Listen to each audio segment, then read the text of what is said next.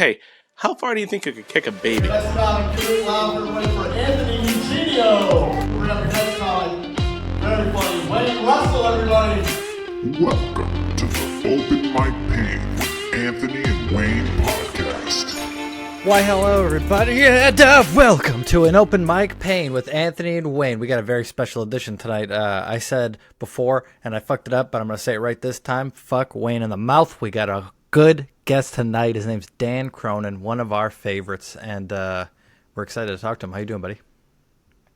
I'm doing well. Thank you guys for having me. I'm excited to be here. Yes. So we always say the guest is far more important than whichever one of us gets the intro. The set, Wayne last time was really mean about it, though. We had Jacques on, and he was like, a way better comic, bigger penis, better person, and Jacques Lambert. And I was like, damn, I thought we were kidding. Fuck. How you doing? I'm doing really good. I'm really excited for this one. We've been talking to Dan about coming on for, 2 months now, I think, maybe? A little while now, yeah. Yeah, it's been a while, so I'm glad it's finally happening. Yeah, absolutely. I mean, you guys, I've been enjoying the show. I'm like you guys, just a regular guy with a job and a family and trying this new hobby. So to hear you guys talking about it has been fun. Yeah, glad to hear it. And we're really excited to hear your story, how you started and all that. So I guess we'll start there. How long have you been doing comedy? Well, it's very exciting, Wayne. I started going to open mics in November of last year. So I went to my first one, I sat, and then I got up, I think, the first week of December of 22. But I had been, my younger brother got married in 18, and I was his best man, and I gave a speech, and that was the first time I had, how often do you have an opportunity to do that kind of thing, perform in front of an audience? So, granted, this is like my aunts and cousins and everybody's drinking, so this is a little bit different, but it went really well. And it's, as you guys know, it's when it works, it's terrific. So then I just thought about it and did nothing for like 2 years, 3 years. And finally, I started looking some up, and turns out, as you guys have seen, there's quite the thriving amateur stand-up comedy scene in like southern New Hampshire and northern Massachusetts. It's amazing because I've talked to some people that have been doing comedy for a while, and that hasn't been the case. That's very new. So we came in on the right time, you know. It feels that way. I mean, again, there's you talk to a lot of people that you see around some of these open mics, and a year, 18 months, 2 years, a lot of these people are within that window. So a real renaissance, I suppose. You know, Dan, I've never said this out loud, but we have a similar story. My brother got married around that same time, and I was the best man at his wedding. And I remember that same feeling of doing the best man speech and murdering those geezers that were over there. God damn, I murdered those geezers because we were I did it. It was definitely a bit. I went to California with my brother. We went over the San Francisco Bridge, and the toll was $9, which at the time to me was like I was writing letters to congressmen. That was the biggest fraud in America. But anyways, I did that and talked about it for about like 3 out of the 4 minutes of the best man speech. I was really fired up about it, but people loved it. And my brother said that was closer to stand-up than a best man speech. And I remember him saying that, like, man, maybe that's not a mythical act that they do up there. Maybe it's possible to do it yourself. So that was like the first seed of it as well. So Wayne didn't even know that. Fuck you, Wayne. How awesome is that? No, it's funny. It's funny you mentioned that because Anthony was also the best man at my wedding, and the speech that he gave, I didn't kill. You did pretty goddamn good. You got a lot of laughs. I think about that speech quite often, actually, mainly because you made fun of my hairline. But I don't remember it at all. Anthony, I'm sure ready to fire some jokes off, right? What's that? Did I roast you? Is that what I did? What was it? Oh yeah, you roasted the hell out of me. Nice. Good job, yeah. Me. Right? Yeah, it was a very good job. I'm a softie. Well, now my turn to ask a question to Beautiful Dan. Beautiful Dan, what was the first venue you went to? So I went to the Laugh Attic at Strange Brew, and actually the first night I went on Wednesday, and it's open, like downstairs at the regular restaurant. It's like open music, guys playing acoustic guitars and things. And I sat there for 25 minutes looking around, going, "What? I don't think this is it." Before I asked someone, they're like, "No, that's tomorrow." So the short answer is Strange Brew. The Laugh Attic is Strange Brew with Ben up there, which I know you guys have been a few times at least. That was my first as well. I actually think you were there on my first. I remembered you for some reason. When I went back there, I was like, I remember this guy from the first time. Yeah. So, loud. I clap loud. I try not to laugh. I try not to ruin anybody's punchline by laughing at a setup, but it happens. So. Yeah, you got to laugh where it feels right. I mean, people aren't going to get better if they, don't get the true feedback. That is true. That is true. So I'm trying to be supportive in that way, but not too supportive, Because you're right, Wayne. It's got to be funny too, though. Right. Yeah, I was saying for the last couple months, I've really fallen in love with Manchester in particular for doing stand-up, and it just seems like every time there's more and more of a receiving crowd for it. But man, do I despise my experiences at Strange Brew. I can't get a good one over there. It's not like the crowd's ever bad. It's not like, the Ben, the host, is ever bad. It just fucking sucks to do it if you don't have the ability to put your name in like fucking 8 hours before it goes on, even though you're not supposed to do that. Man, because we get there early, we put our name in, Yep. we get there in line, and we're like fourth in line, and then we're 19th up on the stage. And when you're 19th there, you do it to Dan because he's very, very, very nice and he stays. And you try to scream it to everybody talking in the bar. Kind of a bummer. Yeah, it's usually Danny P, a couple other stragglers hanging around, and then, like you said, everybody at the bar just True. Shout out Danny super P. loud. He is great over there for support. Like that, he's trying to pop that He shit out holds to it down Manchester. for sure. He's one of the best guys to have around for sure. He's super supportive. He's good. He's funny, which most importantly, I'm sure. But yeah, I mean, it's the tough part about a popular mic, right? Where the first 15 you'll be all right, but 15 through 25 can get tough. And Ben runs a good. It's a good room over there with Ben, and it can be. So you're right. Sometimes if you're 22, it can be tough. I suppose that's the pain, though, right? That is the pain. That is the pain in OMP. Yeah, we definitely like the shittier ones worse than the better ones. Yeah, that's true. I'm gonna That's stop how you talking grow. over you, Wayne. I'm sorry, buddy. I'm trying to siphon in You're here, fine. but You're am excited. It's been a on week since we've. drugs. You're on what? Oh. So get off my back, spiders. So Dan, do you remember any of the first? We're gonna ignore that. Do you remember any of the first jokes that that you did on stage, and do you still do them? I do. I'm trying both of them. What I realized is they weren't jokes necessarily, more just ideas that I thought were funny. And I'm still trying to round them out. They're not terrible, but I have a lazy eye, right? So that by itself is not a joke. You have to work that into something. So I've worked around that. That was one of the first ones I tried. I got a few laughs. It needs some work for sure. And we have an Alexa. So I drive my wife crazy with it because she'll say something and I'll go, Alexa, play this song that really has not much to do with what she actually said, and it's so again, is that a joke or an idea I find funny that I'm trying to mold into something? So those are kind of like my first two bits that I tried. They went all right. They still need some work, but. Again, looking back almost a year ago now, you realize, sometimes you're able to riff and go and rant about toll prices, and it's funny. Other times, you have to tell a joke. Mm-hmm. But here's a little punchline, here's a little setup and a little punchline, and keep it simple. So, No matter what it is, there is no better feeling, I think, than just standing up there and just doing your thing. it is fun, and that's what I think back to some of those, and like you work through it, and it's there's some funny parts in there, but again, to put together something that's cohesive and kind of comes out is it's a little more difficult. But again, I mean, for you guys have been doing what 4 month check-in recently? Yeah, so we're about 5 months now, almost 6 months at this point. Right, so you got to get up there, and you're right. There is nothing like it. So, and it's such a strange thing because there's only one way to do it.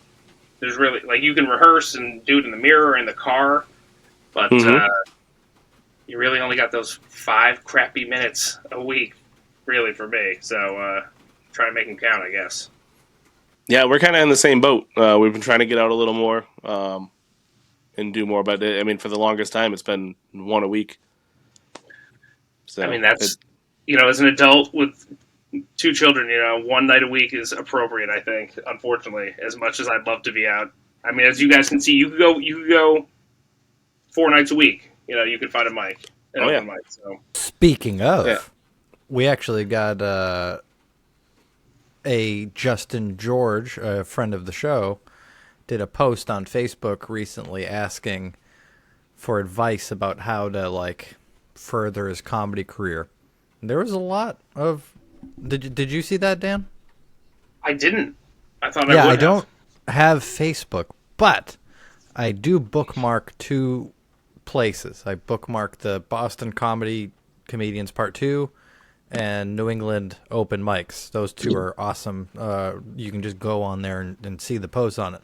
But anyways, a lot of them were really leaning on how many times you had to go a week, and a lot of them seemed to be like 4 or 5. You saw it, Wayne. What do you think about it? Yeah, there was definitely a lot of mixed advice, but that was a big one from a lot of people was, if you don't go 4 times a week, you're never going to get good. I think that's false. I don't think that's true. You may not get as good as fast, but I don't think you can't not get good just going once a week or going twice a week. It's definitely like going to the gym, right? If you want to bench press 200 pounds, you got to work your way up, and the only way to do that is reps. And mics are reps, but you could still do it over time. It's just so subjective too. I see what they mean, and where it's if you do something 4 times a week instead of once a week, you're going to be better at it. Goddamn, obviously, duh. But they are this is the difference between funny and not funny, and then sometimes I'm like, but you're not funny. So what did that 4 times a week do for you if at your base fundamental level you're a human piece of shit? You just are always going to be a human piece of shit. Maybe you can transcend slightly above that, but that's all you're ever going to be. Maybe you're like some of the kids we see out there that start off in the first couple months and are lighting it up, and they don't need to do it 4 times a week because they have the gift of gab. Right? Fuck you guys. I mean, it's a little of both. I mean, and it depends on what you're trying to do, right? If you're trying to quit your day job, then I'd say you got to be up there, as much as possible. But, I hear you. I'm with you, Anthony. I mean, if you're funny, you can go once a week and still be funny. It might just take longer for it to, come together. And that's kind of where I find myself. And, I'm sure you guys will find this too. You go 6 months, you go 10 months or a year, and you go, okay, I really wasn't sure where I was going to be. So now I have to recalibrate what I'm trying to do. And, I've heard some of your pods, and you want somebody to go, hey, why don't you come do 5-6 minutes with me over here with a real audience?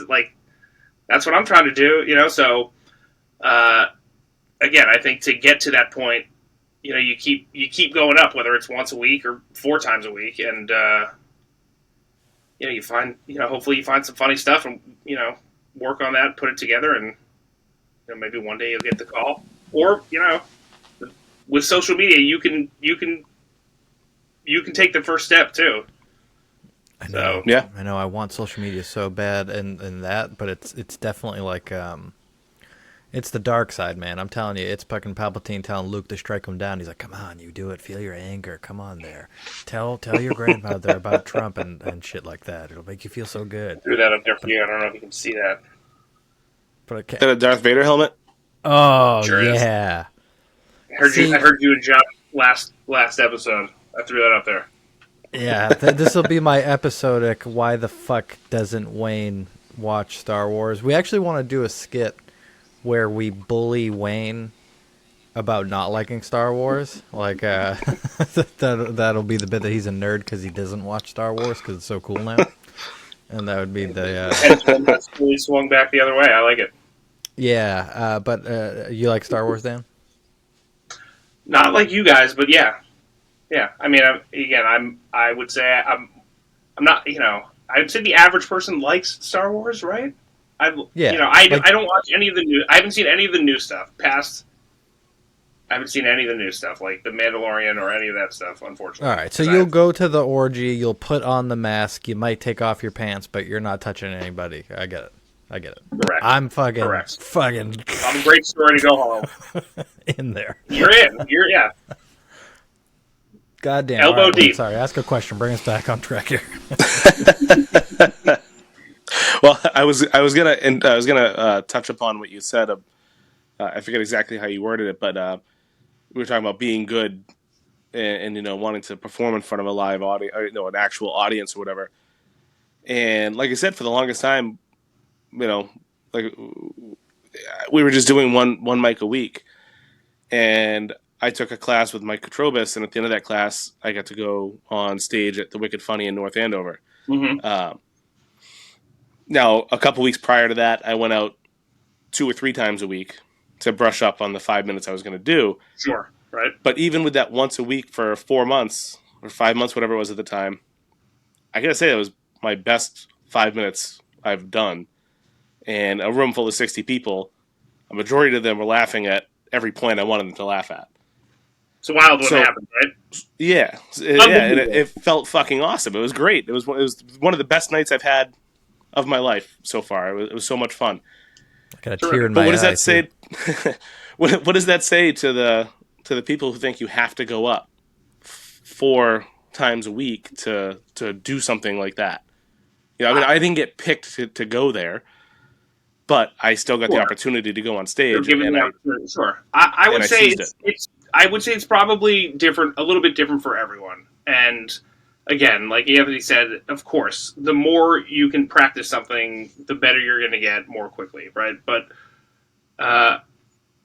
that's how I prepared. Like you knew this thing was coming up, right? So you prepared. You thought after 4 or 5 months, these are the 4 or 5 things that I can put together that I think have worked the best.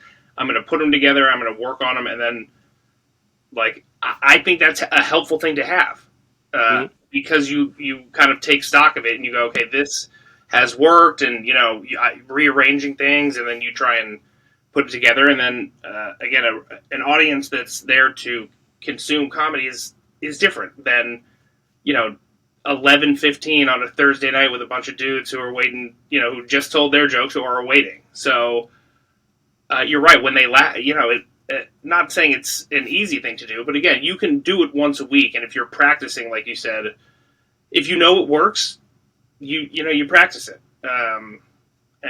So again, the more you can do it, obviously, the better, but you can get there. Yeah, absolutely. Well said. Also, I think another thing to kind of keep in mind is everybody progresses differently, like kids, right? Some kids walk at 11 months, some don't walk until a year and a half, and the potty training. So everybody advances in different ways and in different time frames. So 4 mics a week or whatever is not going to work as well for some. Or would always work better, but isn't necessary for some, I guess. The kids nod off the paint all over the top of my crib. What do you think that is? Do you think that's slow or fast on progressing? I think that's genetics from you. Yeah, he literally, like, the whole rail on the top, wherever his face could be, is like carved in like old Aztec faces into it with his teeth. It's not good that he does that, I don't think, but I'm also impressed. So I don't know what direction to go with it. I try to tell him. I look at him. He's just an old beaver like me. All right, sorry. Go ahead. Oh man, 9/11 was a hoax. All right, go ahead. So you mentioned your first mic was Strange Brew. I know I've seen you. Well, we hung out at 603. Yep. At that time, I think those were the only two you'd done. Have you been to any other ones? So I've been since to then? Clemento's. You guys have been to Clemento's, right? Yeah. Right. So Derek Ziba does Clemento's on Mondays. I did that a few times when Ben, I think he was having his baby, but there was a few weeks that the Strange Brew was off, and then I went there. But Wednesdays and Thursdays work better. Wednesdays particularly, but those are the three that I had been to. And then a month ago, I went to the Safe for the first time because you did actually end up going. I did go. I did, and I was preparing for something, and I wanted a new audience. And I've heard only good things about the Safe. I went. I saw some familiar faces, and it was good. It was if it were closer. If it were closer, I would go again for sure. But it's hard. Strange Brew and 603 are very close. They're by far the closest for me. So I'll get back down there again. But so those, I think, those are the four that I've been to here in, like I said, the greater Manchester area. We'll call it. Mm-hmm. Yeah, that's awesome. What's your favorite out of those? Distance aside. I couldn't. I mean, I would only be able to really choose between 603 and Strange Brew because I've only been to the Safe once and the Clemento's maybe 2 or 3 times, but they both have their merits, is what I would say. I like the openness of 603. I like, if you have a full room over there at Strange Brew, it's like a real comedy room. It's terrific. I wouldn't. I like them both. I'm such a softie. I can't pick. Yeah. I need them. I need them both. I haven't been to Strange Brew in what feels like a month now. Mm-hmm. But my schedule may dictate over the next month that no Wednesdays for whatever family or otherwise. So luckily, luckily those are local for me. So I'll keep those are my 2 favorites. Like you guys. Strange Brew might be a different animal now with all those guys going out to Colorado. There was 6 or 7 of them that went out, right? And then they were all staples on. Yes, at Strange a handful of those guys had been coming around for about that year to plus. A lot of young, funny guys, and they're all moving out to Colorado. I'm sure they're going to do great. But yeah, it's a bit of a brain drain, as they say. But I think there's a lot of, like we said, there's a budding community here of young people wanting to do comedy, which I don't want to say I'm still surprised about, but it is kind of wild when you see how deep this network goes. So I think it'll be all right. It's a crazy thing, a crazy community that people don't really know it's there. Like you start to learn people's names. You start diving into this, and again, you have to get into Massachusetts and the greater Boston area now. There's or Portland, up in Maine too. But there's so much. There's a lot, and you try and do some networking. I mean, this is like I said, what you guys are doing is great because you're helping spread the word about local comedy here, and everybody benefits from that. Yeah, if you told me a year ago that I would be doing stand-up comedy in a hollowed ground, which is a speakeasy that literally has a light above it and a code to get into it, a Strange Brew, which is an attic above a dive bar, and then the Safe, which is a old gay bar which is a literal basement. Like, think about a basement gay bar and what horror has gone down in there. I don't like amazing things too, but the stairs of the concrete stairs of that building tell a story. And that's why we didn't know it existed. It's like we're in that fucking Underworld movie with the vampires and shit. Like, you have no idea they're there, but we're there. We're fucking. I was surprised to walk. I saw some familiar faces out front. I said, "In here," and I walked to the door. They said, "Yep," and then I realized it was down the stairs. So it's the energy there is good for sure, but we'll keep it present, I suppose. Yeah, most of us. There's a few that might have frequented that place beforehand. Um, Yeah, I'm working on a bit about gay folks because the respect I have for the skill they develop and the tenacity that they go after it. I'm watching Bullshit High. I don't know if you guys have seen that BS High on HBO Max about this guy who just he had no high school, and then he invented a high school scamming wise and brought all these kids in and ended up playing a football game on ESPN. It was insane. Scammed everybody. But I respected the tenacity. Like, to get the guys up there and to do that, I thought it was crazy. So, anyways, what I'm trying to say is that huge respect for those folks. I'm trying to do a joke while tributing the best way possible how much love I have for them. Well, I hope my message didn't come off as anything other than that. But of course. No, I would have shamed you. I would have shamed Game of Thrones style shamed you if you did that. Okay. Obviously. Okay. Duh. Terrific. Just the way I like it. So Dan, you had mentioned when you went to the safe, you were working on something. You had something coming up. I told you I was going to mention this. Yes. So you did a guest spot at a legitimate show, and Yes, I'm really curious to hear how that came about, how it went, what you did, what you thought, like how it was different from a Strange Brew or a Clemento's. Sure. So in March, I went to one of those shows at the Riverwalk where the guys we mentioned who went to Colorado they had put on 6 or 7 shows there, or they had worked out an understanding there where they were going to put on 7 or 8 shows there. And so I'd been coming around and I went down to see it. It's a great room. It's a little coffee shop, so they have pastries, coffee, and they have a full bar. And if it's packed out, you could probably fit 60 or 70 people in there. But that would be like standing and really packed. But 40 or 50 would fit more than comfortably, and it would be a full room. They have a nice stage, and we had a great time. So some of those guys, Paul Boric and some of the guys you would see around there, Sam Mangano, Gilman Seymour. And so after a few months later, I had put together what I had felt like were a pretty solid few weeks in a row. And then I was feeling pretty good about it. And so I shot Paul Boric a DM and said, hey man, we've seen each other around. I went to that Riverwalk show. If you ever have a spot, just please keep me in mind.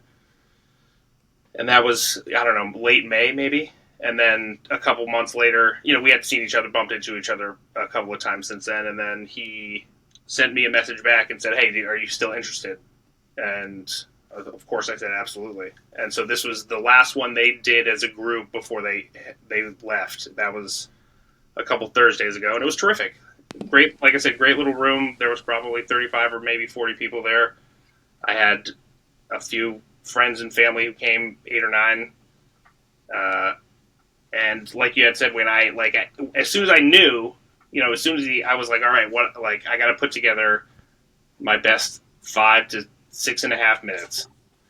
And I had a few things that, like I said, I kind of felt pretty good about. And I worked on them then for like the next 3 weeks. And that's when I went to the safe. I almost went to one Broadway too, because I wanted a new audience, right? I had done a lot of stuff at Strange Brew. I'd done a lot of it at 603.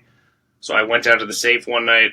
And then I was thinking about going there, but just scheduling wise, isn't tough. Well, one Broadway is good for feedback. Sometimes the feedback's not good or not what you want, doesn't fit for you, but sometimes it's really good. You're not going to go there and say, "Oh, I got a lot of laughs on that," because it's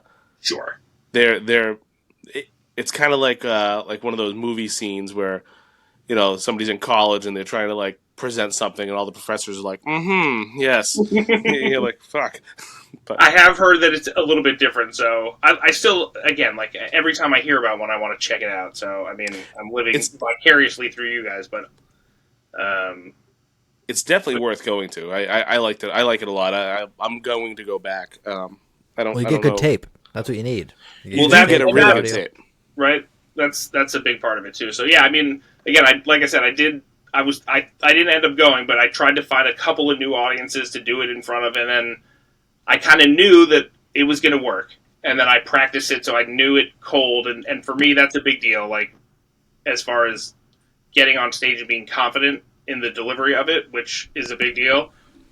So I felt like having weeks to prep for it. I knew it pretty cold, and again, it's when it's a real audience, you get kind of that first laugh, and that really kind of puts you at ease, and you can just roll right into your stuff, and if you're prepared with it, it flows pretty easily from there. And if they're laughing, it's all of a sudden you're walking off, and it's like, what just happened? Yeah, it's. I think Anthony mentioned it a long time ago in one of the early episodes, but 5 minutes is a really long time, like to get up and talk, right? But when you get on stage, it's like 180 miles an hour through the tunnel. It's like boom. Next thing you know, you're walking off, and you're like, "What did I even speak? What was that?" So it went pretty well. You always have to temper it when you have friends and family around, because of course, they're slightly biased. But no, it went great. It was a good time. It was good to see those guys off one more time. I think they're going to do well for themselves, young comedians out in Colorado. So, But I mean, again, like I agonized over, like these guys are in their mid-20s, I'm 40, right? So like I'm going to send this guy a DM telling him like, hey man, I really like your comedy. What do you think?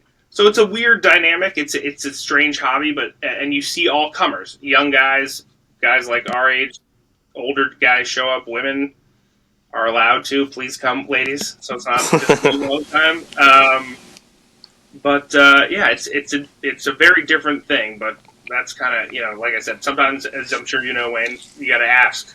If you don't ask, then the answer is always no. Yeah, I was actually just going to say that as a tip for this episode, because you did it. Is just to ask, because that's one of my favorite sayings. Is the answer is always no if you don't ask. Right. Ew. What do you mean? Ew. That's true. Ew. That is what a guy with shackles on wearing orange behind a table says to a detective when he's asking him why he did the horrendous things that he did. Oh, if you don't ask, she can't say yes if she's got duct tape on her mouth. Like, god damn, man. You don't. Sometimes you don't go up to people. Like, what if they're eating dinner? You don't ask them something then because they're eating dinner or something like that. Many times when you shouldn't ask somebody something, you know who says you should always ask people for stuff? Pieces of shit. And I think I'm looking through a lens at one, perhaps two, because you're like, yeah, totally, Wayne. You should ask everybody for everything. You should never do anything yourself. Sorry, go ahead, Wayne. Well, you know who was on a book show and who wasn't? Dan was on a book show because he fucking asked. Anthony I'm not wasn't, saying you don't get did. things when you ask people for stuff. Like, the guy down the street's got so many fucking nickels in his cup. How many nickels do you got? That guy's got like 6,000 nickels. You know he got it? Asking people for nickels. Tell me You're respect such a piece of shit. I'm just mad because literally every piece of tape I've sent to anybody I've seen that they've watched it. I know you watch it because I get a view count. I see that you watch it. But then they don't say anything to me. And sometimes they're like engaging before I send the video. And then it's like when a girl's like, oh, send me your picture. And then you send it and then you never hear from her again. I've gotten that like fucking 10 times in a row. And then Dan doesn't even send the guy tape. Just is like, hey, I'm a lovable guy. And the guy's like, yeah, I come do comedy now. And I'm bitter. All right, go ahead. I can tell your lack of sleep has kicked back in since your reprieve last week.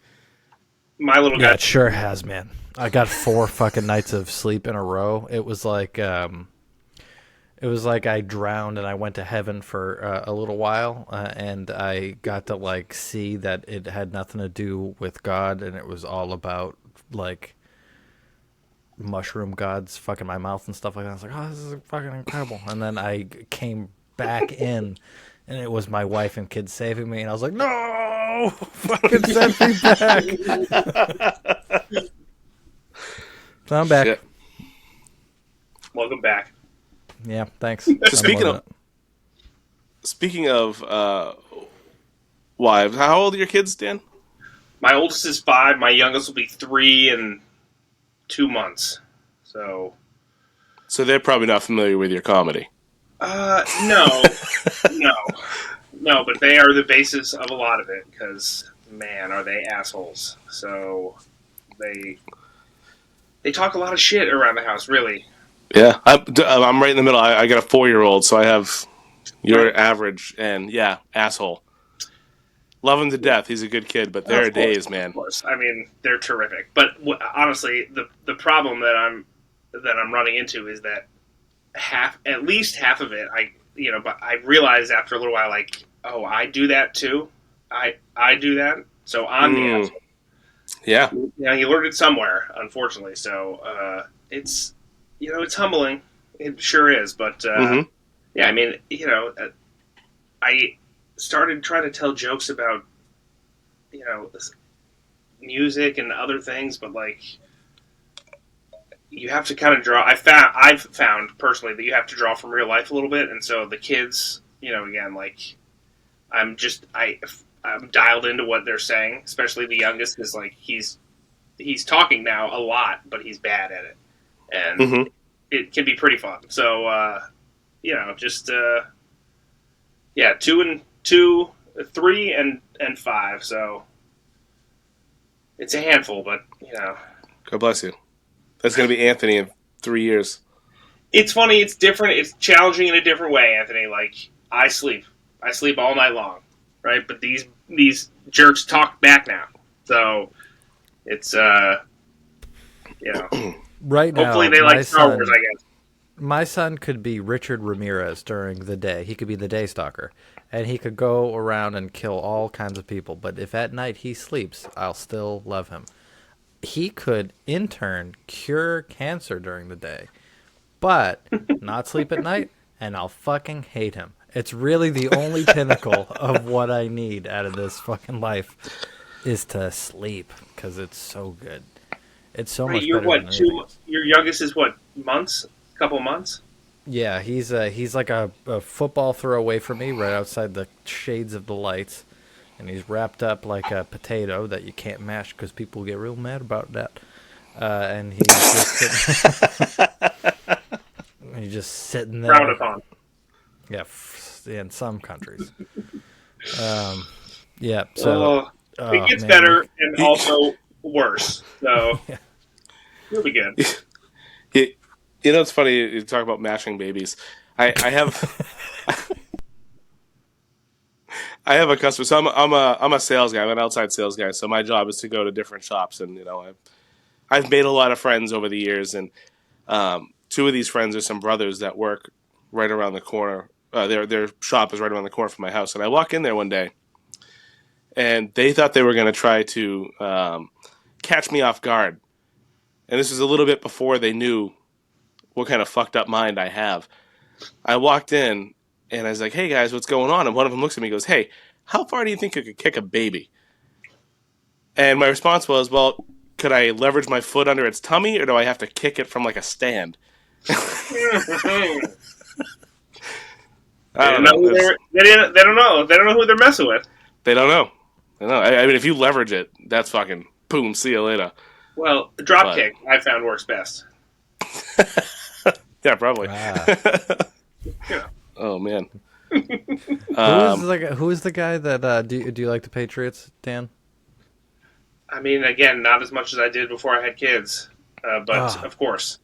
Every person who isn't a huge piece of shit like you two, who is out there listening, likes the Patriots, will know and be really Doug Flutie. Whoo! Thank God. Doug Flutie did the drop kick, and if that was a baby, I think it also would have been good. Man, that would have been so much better of a joke if I remember Doug Flutie right away. Damn. Flutie Flakes. That's right. Oh, Wayne's fucking in the middle of his glasses. Sorry, Wayne. You're fine. I had my mic muted so you didn't hear all the clanking in my glasses, all getting glare from my beauty lights over here. You just said grasses. You're like, my grasses. They say grasses. You might as well have, yeah. Yeah. Don't do it. Don't make it harder to edit this for me, please.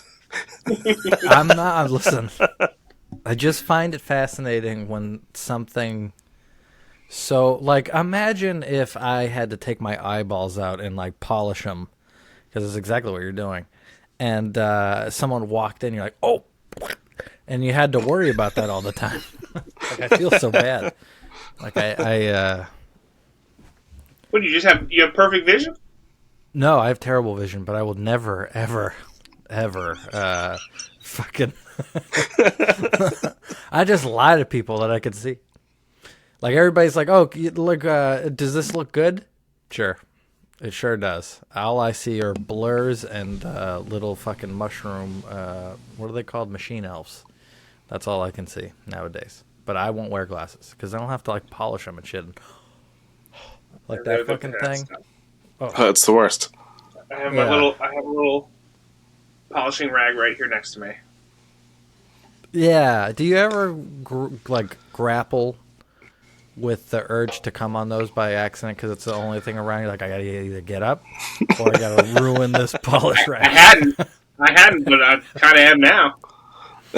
Yeah. I just could imagine it would just be wasteful because it's like, think about it, it's a mega Kleenex. It's like the ultimate.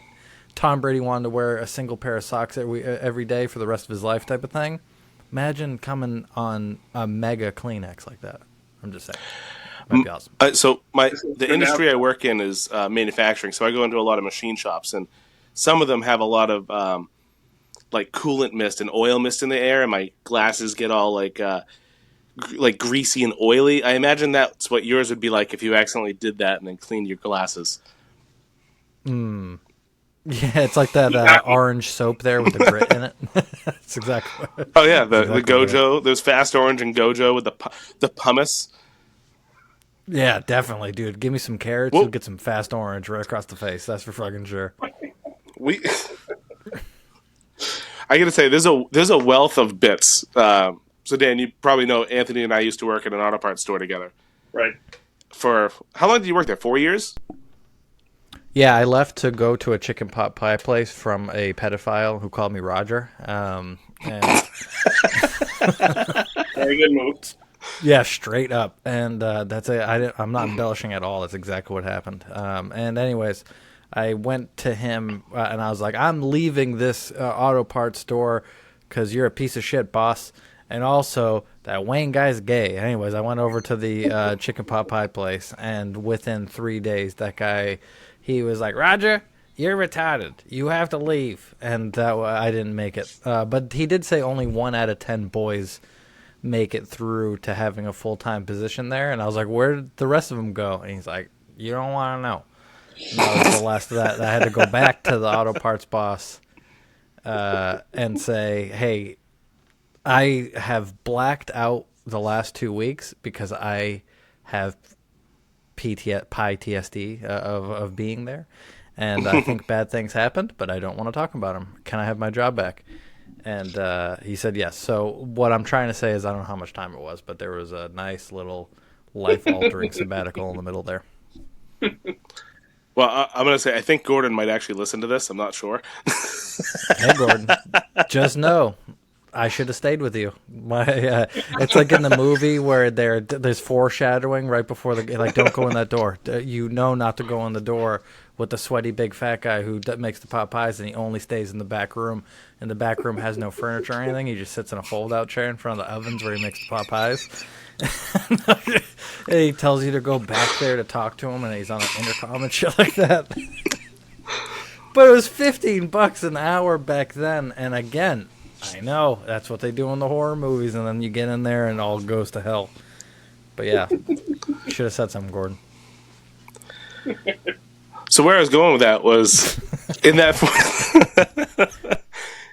4 years, we had a wealth of shit that happened in that store. It was on Chelmsford Street in Lowell. Okay. And the wall was all glass. So we saw everything going on in the store and outside of the store.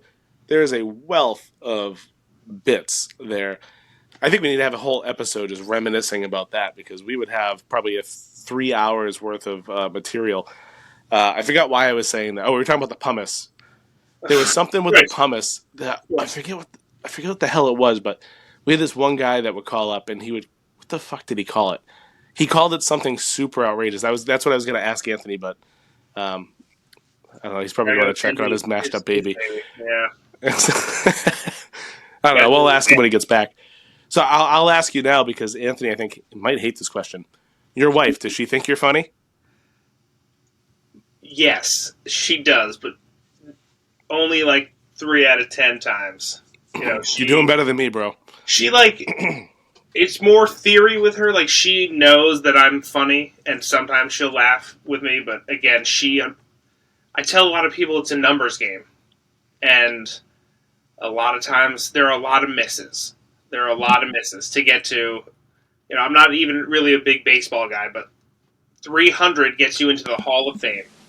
And I think jokes are similar. You got to tell 10 jokes to get maybe 2 or 3 good ones. And unfortunately for my wife, she has to put up with a lot of misses. But luckily for me, she does ultimately think I'm funny. She's very supportive. But I also try and shield her when I can.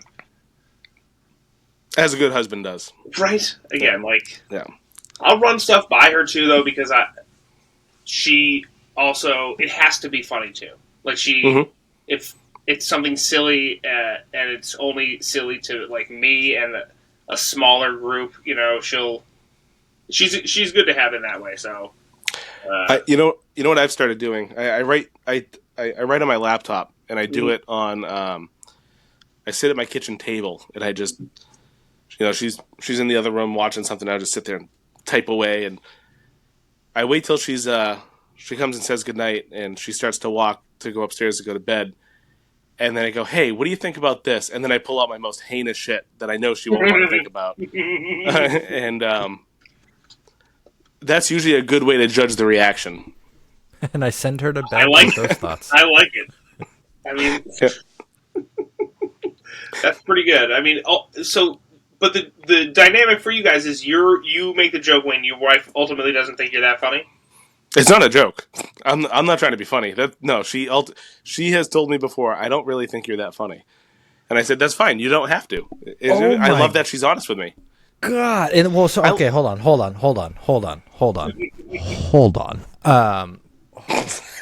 This is so... my God, my body got pre-orgasm warm. You know that? It's coming. Yeah, exactly. So, is this post being a comic? She said this, or pre? Both. That's good. That's both. But in the hey, listen, what you're doing right now, I'm not buying it. Yeah, no. So let me kind of clarify here. So her sense of humor is not my sense of humor. A lot of jokes do go over her head. But obviously, I mean, Dan, you've seen me. I've got more blue jokes. It's not really her style, which is fine.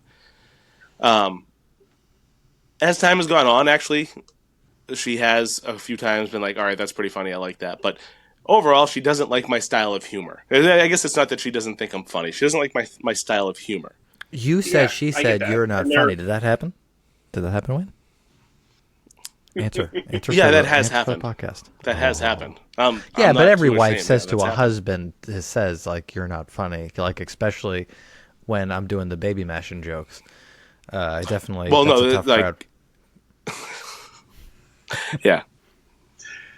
I also say a lot though about wives is they've heard even your best stuff a million times. So, like, if you're in mixed company, if you're at a cocktail party and you're going to tell a story and you know it's a good one, like, she's sitting there going, all right, here we go with this one again. That is true. Works, and if it's a new audience, it works. It's, but, so again, they, I'm with you, though, Wayne. Like, she's not always into my brand of humor, right? Like, she's not, she prefers to keep it a little cleaner, which I understand, and, but that's comedy, right? Your style is not for everyone, and that's everybody. So, like, I'm pretty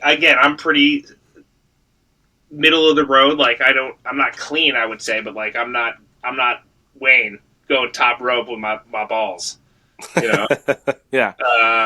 But it's in there. You know what I mean?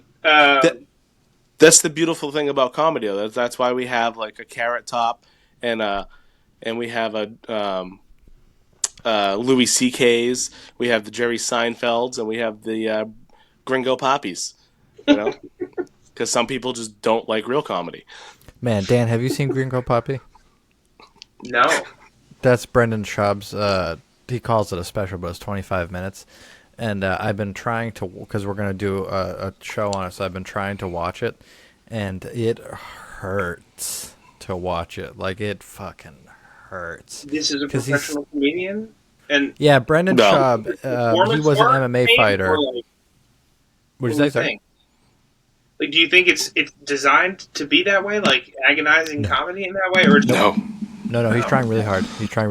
He was friends with Joe Rogan. That's how he got famous, and he was on the podcast. So he's been doing comedy for like 8-9 years, I guess, at this point. And I may recognize it.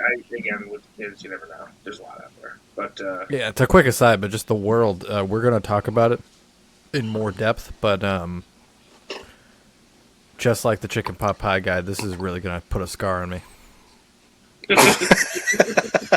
This special is going to put a gringo-sized scar on me, like that gringo did to me in the past. Well, I think maybe I'll pass then. I think I've heard enough. Yeah, you definitely. You can just live vicariously through us when that drops. I'll keep that up. Absolutely.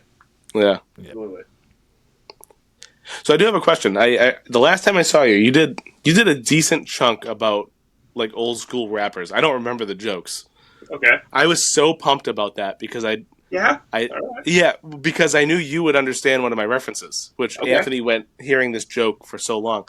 It was the joke I do about the Boston accent and not being able to sound. I don't think you can sound racist. At the end, I say, "If you don't know, now you know." Yes, I do. And I heard it that night too. Yeah, it was that night. So when you went up, I think right before me, or a couple before me, and I was like, "Oh, he's doing old school rappers. He's gonna get it." I was so pumped. I was like shadowboxing. I was. It was really good. I didn't get it after the fact. I was ashamed too. I was like, God, this hack piece of shit. Like, I'm the funny part to me, Wayne, is what I think works for me sometimes is like I look like such a stiff white guy, and I am in so many ways. But that's what I love about it. You don't strike me as a fan of that type of music. So to hear you go up on stage and just like talk about it and joke, like it was like, this is fucking awesome. Well, and again, like I like music. I'm a person, so like I enjoy music. But so I do listen to. I used to. I don't listen to any new music anymore, unfortunately. But that was a huge chunk of it for me, growing up. So I'm well versed in that also. But when I heard you do it, I go, you have that thing where it made me laugh in part because I'm like, this guy talking about Biggie lines is funny just in and of itself. But it was good. It was the perfect punchline for your little joke there. I was I was mad for a split second because it was good and it was in my lane, and then I got over it and I laughed. It was great. It was great. Well, that's a big compliment. I appreciate that. Well, that's one, Wayne. I got one. I got one tonight. I get berated every episode. I got one compliment. I like it. Did you ever break dance, Dan? And also, hold on real quick. Wayne, shut the fuck up. All right, go ahead. No. Not at any... No. I mean, I have no problem getting on the dance floor, but breakdancing, no. My younger brother is a very good dancer. But more the robot than breakdancing. Okay, good. Well, that's a big part of breakdancing is the robot, I think. Yeah, I just, I don't, there's something that you got to pair that love of old school rap with your persona that I'm just not checking. Because I get it, you like rap, but there's something else to it. Like, it's either, like, Dexter, like, he likes to play certain music when he murders his victims or something like that. Maybe that's it. Maybe it was the last thing someone hears in your basement rap. That's why you like rap so much. Did you grow up in murder? Yeah.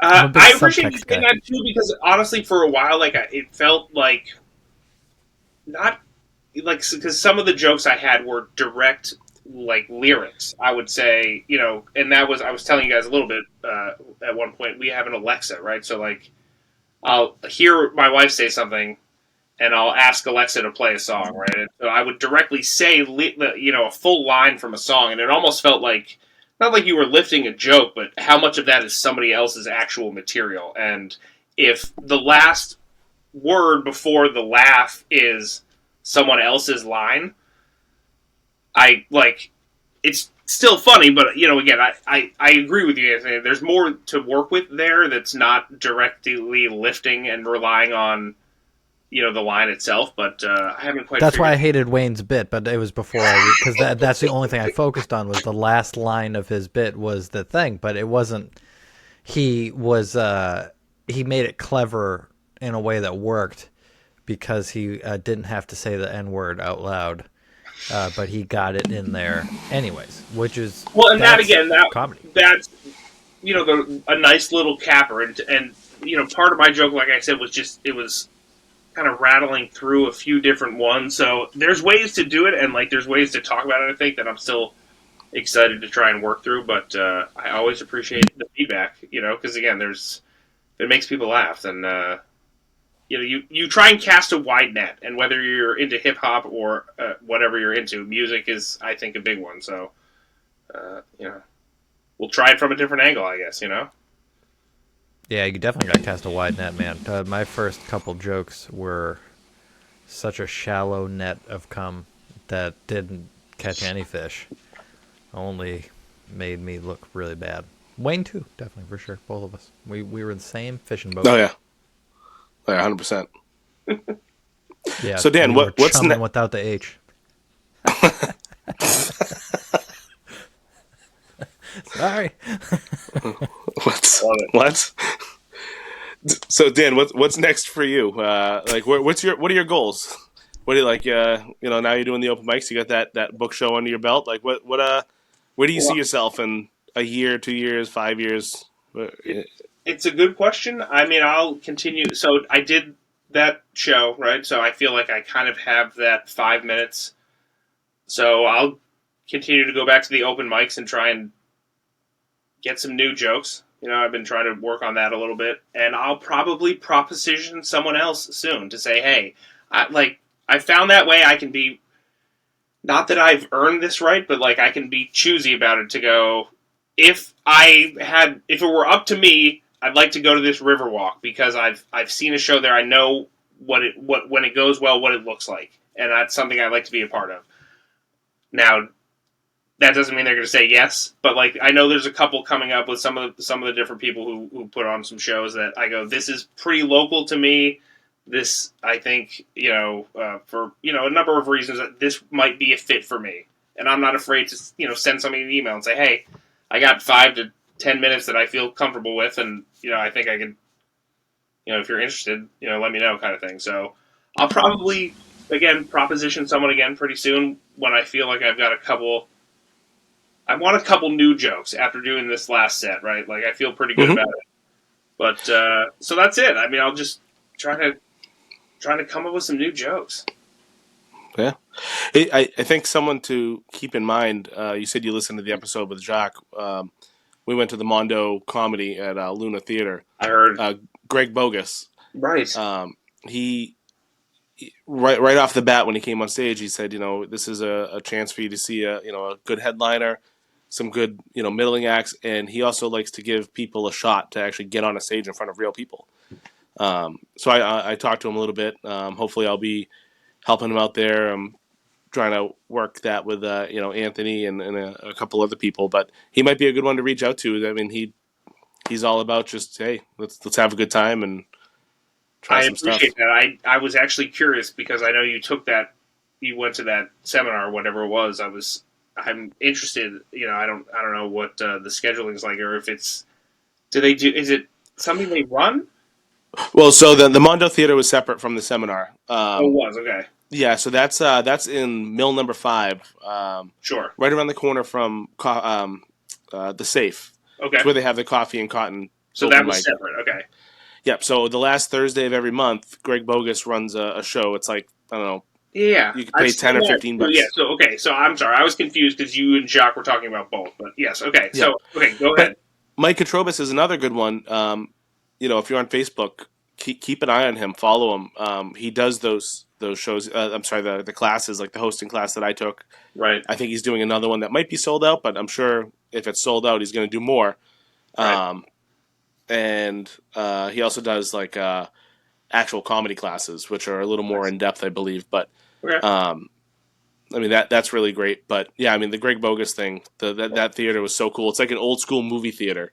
Nice. It's got the old red chairs that like you sit down. And it's got the wooden cup holders, and it's a really cool aesthetic, really cool place for comedy. And like I said, Greg's all about nurturing new talent. It seems so. Might be somebody to reach out to. Like I said, if that's kind of I've done it once now, and it ended up working out. I think maybe luck worked in my favor a little bit, but I will take that. I will take that advice. So I appreciate that, and that's what you guys are doing out here. Spread the word. Yeah, we're trying to. Luck and blind pure beauty, Dan. God damn it, that's what it was. So don't sell yourself short. So what do you guys say we wrap this fucking thing up? Unless Wayne, you obviously have another 45 minutes of questions.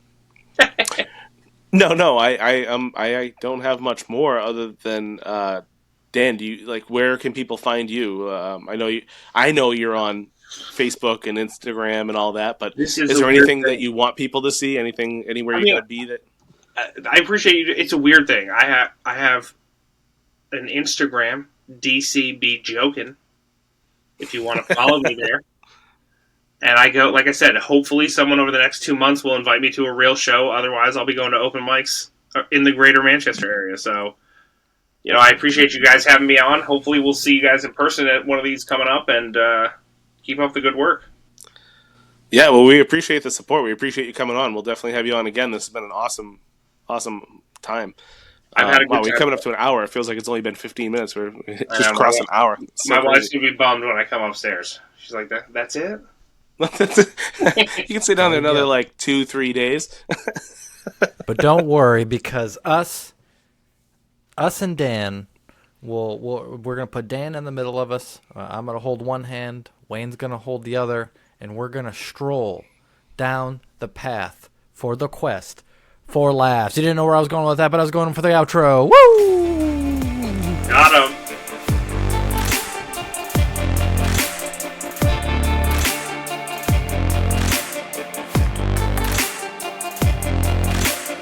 Do you ever grapple with the urge to come on those by accident because it's the only thing around you? Like, I gotta either get up or I gotta ruin this polish rack. I hadn't, but I kind of am now.